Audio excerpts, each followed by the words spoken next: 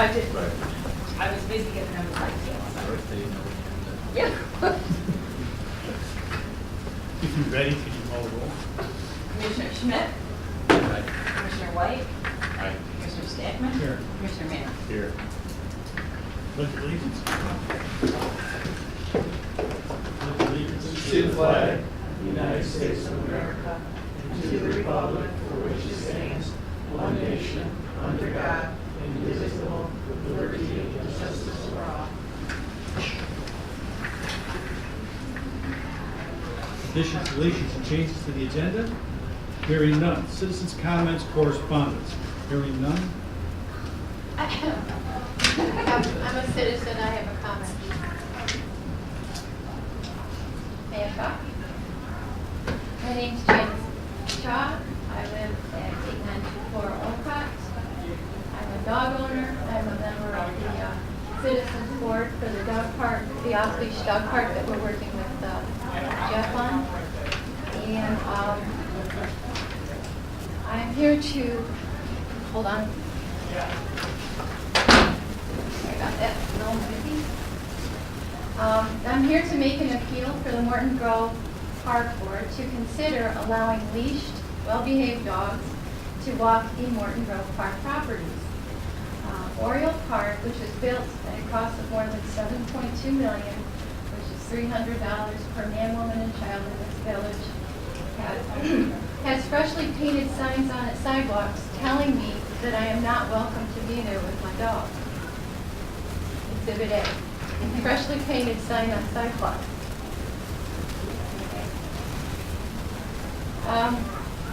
A park board member mentioned to me that dogs are not allowed in parks because insurance and liability issues must be taken into consideration. However, I think the park board will find that the question of dogs being walked in a park is something that would be covered under the park district's general liability or your insurance. In addition, sources such as the American Association of Insurance Services tells me that most states hold dog owners liable for the unruly behavior of their dog. They do not hold the venue liable for dog bites.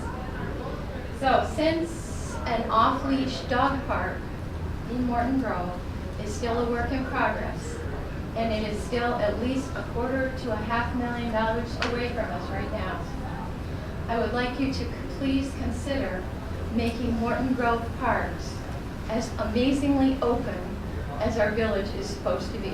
Thank you. Thank you. Consent agenda. We have the minutes. I reviewed I move to accept the recommendation of the Administration and Finance Committee to approve the committee of whole held on December 7th, 2016. The Truth in Taxation meeting held on December 21st, 2016. And the board meeting held on December 21st, 2016. Also, the financial reports include the cash on hand and budget reported dated December 31st, 2016. I reviewed the voucher list. I did have some questions for Marty and answered them all. So the voucher list dated January 18, 2016 in the amount of $230,998.54, subject to audit. Second. Is there any discussion?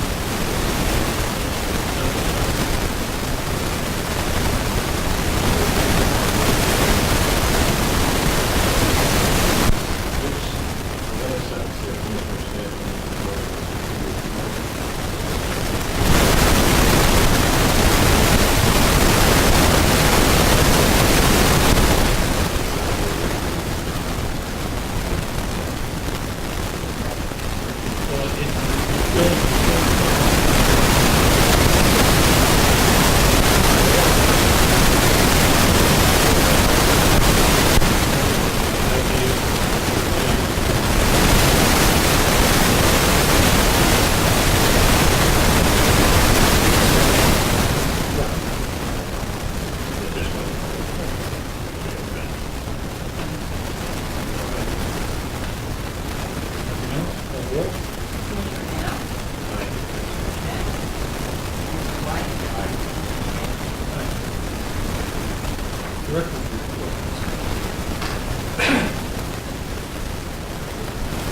So I wanted to take the opportunity to talk about 2016. Really should have done this in December. So what I'd like to do now is do a little bit of 2016, since this is a great time of the year. It's just starting out. We have the whole year ahead of us.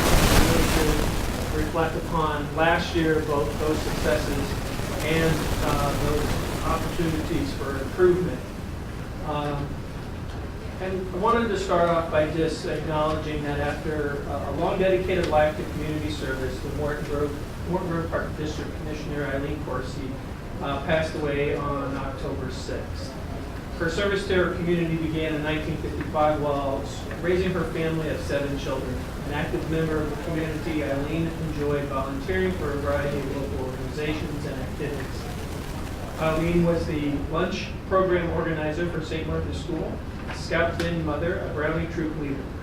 She also served as president of the Notre Dame Mothers Club and was a booster club member at the Niles West High School. She assisted Niles West High School cross-country invitation meets for several years. In 1977, Eileen was the first woman ever to be elected as a Morton Grove Park District Commissioner. It had always been her desire to create new programs for residents. She was instrumental in the installation of new equipment and many improvements at Oriole and Har pools, including the large slide and a new spray park at Har. For many years, Eileen worked closely with the board to plan and develop Frank Wren Discovery Park, a result of an intergovernmental agreement with the Morton Grove School District 67. Eileen's tireless advocacy of and service to Morton Grove Parks and Recreation, as well as her kind and selfless spirit, will be missed by those that she touched. Our most significant accomplishment was obtaining the Distinguished Agency Accreditation through IPRA and IAPD, which we will be formally recognized on Friday at their awards luncheon. This was an arduous task requiring dedication, persistence, and teamwork. We are one of only approximately 50 park districts, forest preserves, and special recreation associations currently accredited. The staff spent a great deal of time and energy completing the strategic planning process within a very tight time frame. This 5-year plan will direct the district to even more accomplishments.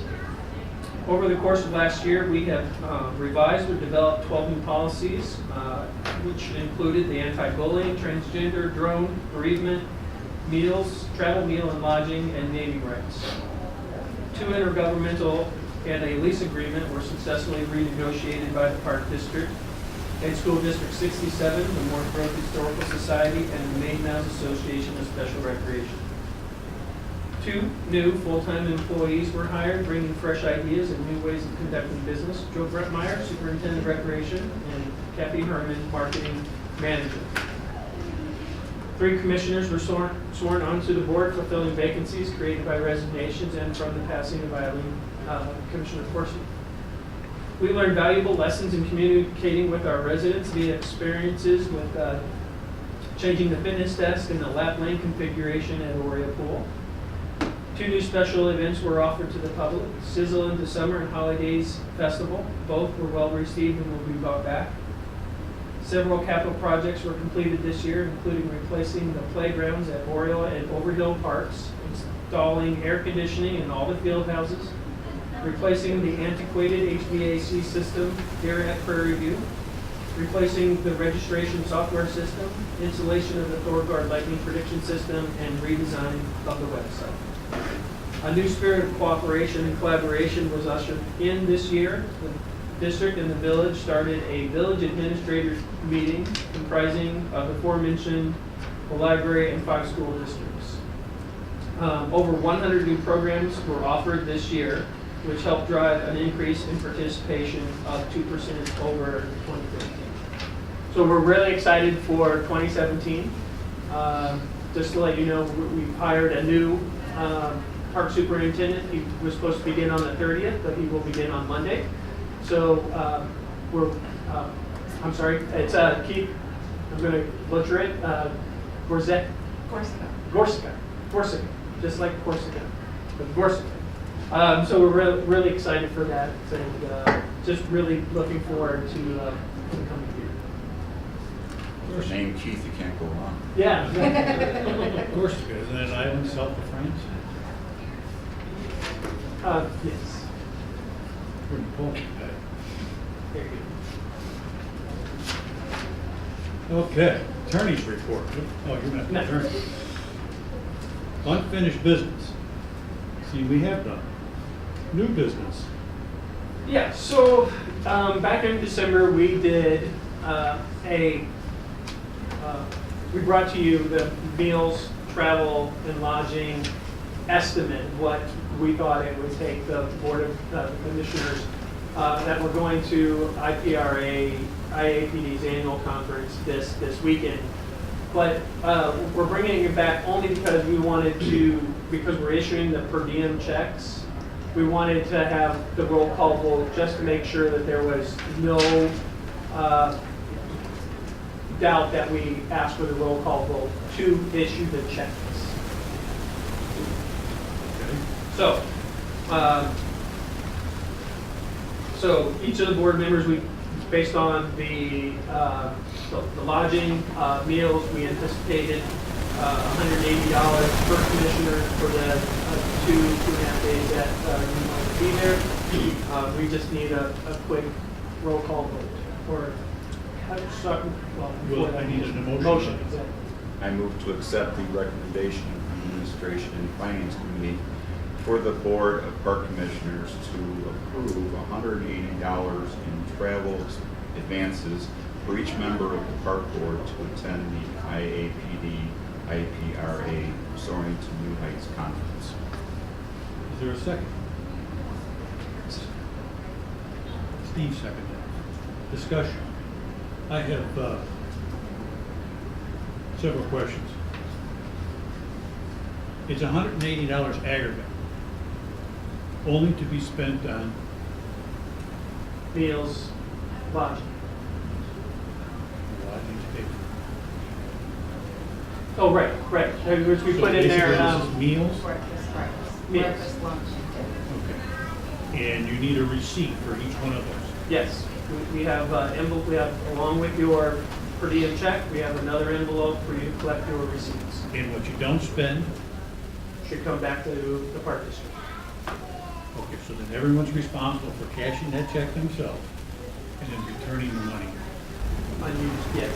Now, what happens if you want to use a credit card? bring the receipt. Bring the receipt and bring the money back and then you'll reimburse us. Yes. Sounds complicated, but I just want to make sure that, everybody's looking good. As far as the park rules, That's it. Okay, any questions on this? So everybody understands it? Totally, this is different than we've ever done before. We never asked for receipts back before. Okay. Call the roll? Commissioner White? aye. Commissioner Stackman? Aye. Commissioner Manos? Aye. Commissioner Under new business, we had a resident come and ask a lot of things. Kind of pushy person, but would it be hard for the staff to get some information for us to review what the ramifications are, what the regulations would be, what the fines would be, who's responsible for picking up the dog mess? I intend to bring to the board in February, that would be the 1st, February 1st, not only the results of the feasibility study, but also a recommendation relating to dogs and parks. So the ultimate recommendation is to open up all parks to dogs under certain conditions. One, the leash may not be more than 8 feet long.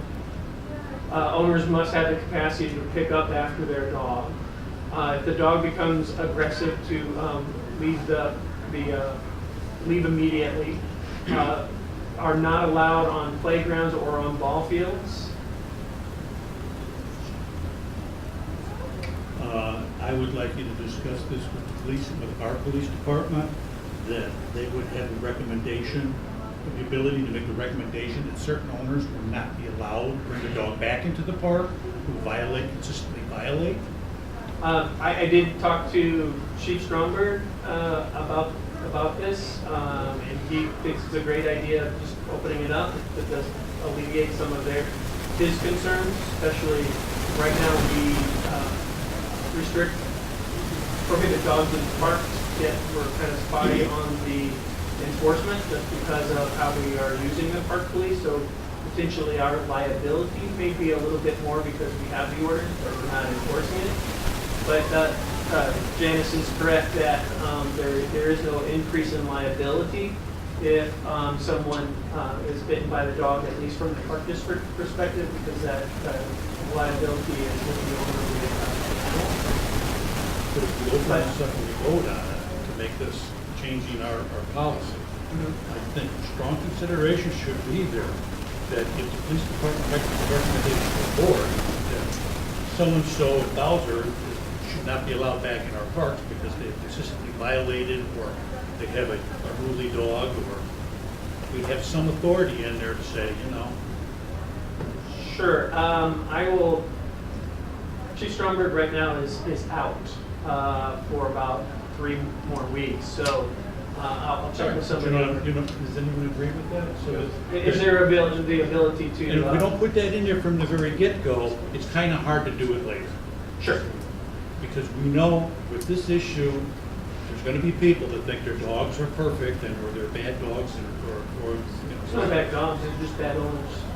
So previously, we did a study on the feasibility of either having a dog park, and now we're shifting it to possibly opening. Yeah, so the first thing that I will present in February will be the results of the feasibility study. So there'll be there's a write-up, a little PowerPoint presentation, and then include that, and then follow that up with a recommendation or another staff recommendation.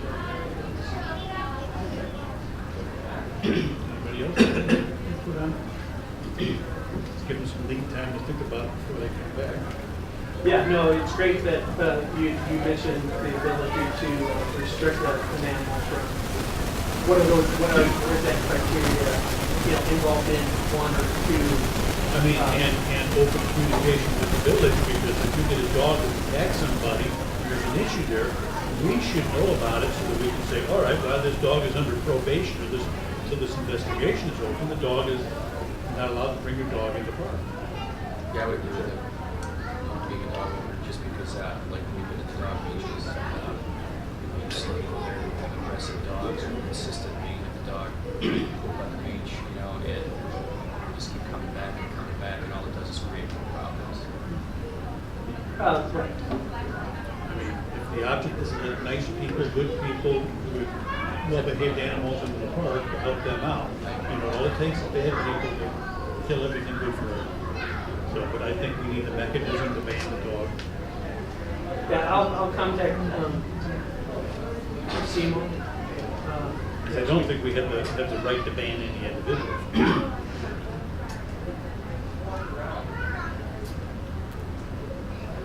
Public parks. Yeah, but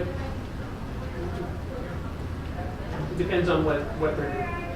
Well, You know, yeah, you but know. just, you can't say that this person can never go in the park again. We can't say that. But we want to be able to say that dog can never come in this park. I will check into it and see if there what possibilities of doing it. Sounds good to me. Anything else in the new business? Commissioner's comments. Commissioner Mano. Commissioner Bruner is out with not feeling well. Commissioner Schmidt. Commissioner White. I just wanted to say the employee appreciation party was a great success. I thought the theme was great. You guys did a great job with that. Looked like everybody enjoyed it. So much at once. I actually think it's Again, Joe, I think you did a good job putting that together. I think everybody who attended had a good time with the purpose of it. And thank you guys. I hope you got us a good guy for the parks. Oh, he's really good. You went through that? Yes. You didn't executive session? We do. Wait. We have Did somebody make a motion? I make a motion for the board to go into closed session in accordance with the Open Meetings Act, section 120/2, C1, comma, 120/2, C, section 11, and section 120/2, C21. Second. Commissioner Schmidt? I think. Commissioner White? Aye. Commissioner Stedman? Aye. Commissioner Rea? Aye.